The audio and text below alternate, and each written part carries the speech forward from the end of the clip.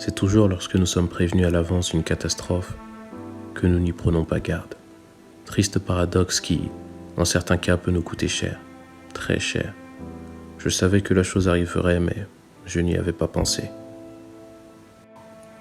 Nous sommes en 2040, et la vie d'aujourd'hui est semblable à celle que nos parents voyaient dans les films de science-fiction. Robots domestiques, téléportation, réalité virtuelle poussée au maximum, voitures volantes et j'en passe. L'homme a parfaitement changé son environnement, grâce aux machines, grâce à la science et grâce au pouvoir du concret. Cependant, parmi nous, certains attribuent encore cette montée de l'intelligence à la métaphysique et au divin. C'était le cas de toute ma famille, mes frères, mes sœurs, mes parents, ne cessaient de prier Jésus, le remerciant pour tout et lui demandant son aide en toutes choses.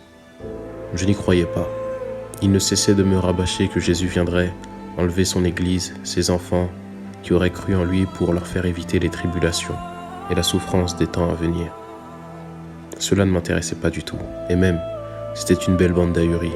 Croire qu'un être qu'on ne voit pas, qui ne montre aucune preuve de son existence pourrait faire quoi que ce soit sur notre existence. Quelle blague. Enfin, je ne savais pas à l'époque. C'est à partir de ce jour-là que tout changea. C'était un matin comme un autre, je venais de me lever. Ayant pris ma toilette, je descendais, profiter du petit déjeuner en famille. Tout était là. Comme d'habitude, la même place, les mêmes rires, les mêmes plats et la même condescendance au moment de prier. Non pas que je ne voulais pas, mais je n'y croyais pas et donc n'y voyais aucun intérêt. Après avoir mangé, je montais dans ma chambre comme d'habitude et appelais ma copine Tracy pour rester avec elle. D'ailleurs, elle aussi était croyante. Nous nous sommes rencontrés dans l'église que fréquentaient mes parents. Sa croyance me dérangeait, mais je prenais le côté positif. Grâce à cela, c'était une femme de valeur, donc une femme dont je suis tombé amoureux. Ce jour-là, nous étions au téléphone comme à notre habitude. Il me parlait de Dieu, j'écoutais, puis je rétorquais et j'exprimais mon désaccord. Quand tout à coup, à 16h pile en pleine vidéoconférence, elle disparut totalement, comme si l'écran avait bugué. Je descendis voir mes parents et mes frères pour voir s'ils avaient le même problème en ligne, mais eux aussi étaient introuvables. C'était étrange, mon cœur se mit à battre très très vite, mais je repris mon calme. Il ne faut pas céder à la panique. Ils ne pouvaient pas être loin. J'essayais de les appeler et je vis que leur téléphone était à la maison. À ce moment-là, je décidai d'allumer la télévision.